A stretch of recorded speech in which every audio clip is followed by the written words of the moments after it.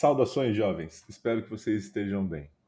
Estou aqui no vídeo do professor William Maluf, pois fui sumonado por ele aqui para dar uma palavrinha com vocês sobre válvulas, mais especificamente sobre válvulas de alívio.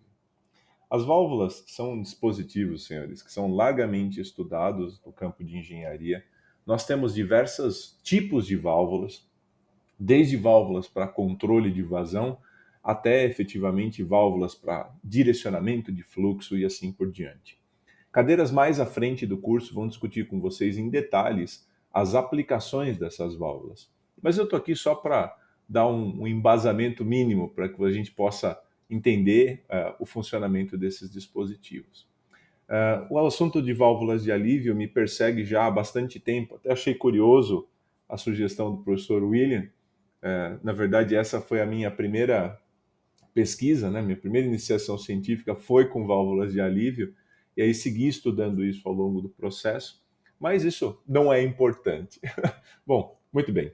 Primeira ideia ou concepção que a gente precisa ter com relação às válvulas de alívio é o seu funcionamento. Então, por que razão eu instalo uma válvula de alívio?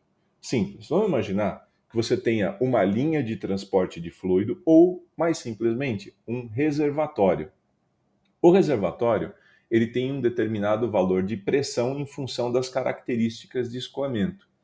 O que acontece se a pressão se elevar indefinidamente? Então, houve uma restrição à passagem do fluido, ou algum acidente, ou algum problema com algum componente da linha, que não vem ao caso, e a pressão dentro desse reservatório se eleva constantemente. Se absolutamente nada for feito, nós estaremos, a partir de um determinado momento, com uma ruptura desse reservatório, um acidente, que pode ser grave, moderado e não vem ao caso. O fato é que você quer evitar que esse processo possa acontecer, um rompimento de linha ou um rompimento de um determinado tanque. E, para tanto, a gente instala um dispositivo como essa válvula indicada na figura B. A válvula vai se conectar ao reservatório e ela, por meio da conexão com o reservatório, nessa seção 1, ela fica preenchida pelo fluido. Pode ser gás, na verdade, poderia ser um gás ou um líquido, tanto faz. Nós sabemos que pressão é força sobre área. Então, a força exercida pelo fluido nessa haste, quem é a haste? A haste é esse elemento central. Então, eu tenho a sede da válvula, que é essa parte posterior, e aqui eu tenho a haste. Se ficar mais fácil para vocês, eu tenho um desenho bidimensional que tem alguns elementos principais. Então, eu tenho aqui uma região, que é a região de alimentação, um conjunto mecânico que tem discos, o elemento que segura o disco, um elemento para você dar tensão no conjunto e escolher quando você quer que essa válvula abra, e uma mola. E para que serve essa mola? Essa mola ela vai estar tensionando para realizar uma força para que quando essa válvula não estiver operando, ela não deve ficar em processo de escoamento. Então a válvula de alívio ela só funciona quando efetivamente eu precisar. Na condição onde não há necessidade ou a pressão está estabilizada num determinado valor de operação normal, você não vai querer que essa válvula fique em processo de escoamento ou vazando. Muito bem. Posto isso, então eu tenho aqui a região, que é a região do assentamento da válvula, o disco que junta-se nesse processo de assentamento e fica normalmente fechado, e a ação da mola. Então, essa mola você pode regular a tensão nela. Existe um conjunto mecânico, seja por parafuso, seja por N tipos aqui, são milhares de formas diferentes, você aumenta ou diminui a tensão dessa mola. Aí você fala, e por que eu tenho que aumentar ou diminuir a tensão dessa mola? Para você escolher qual é o valor da pressão que você quer que ela abra.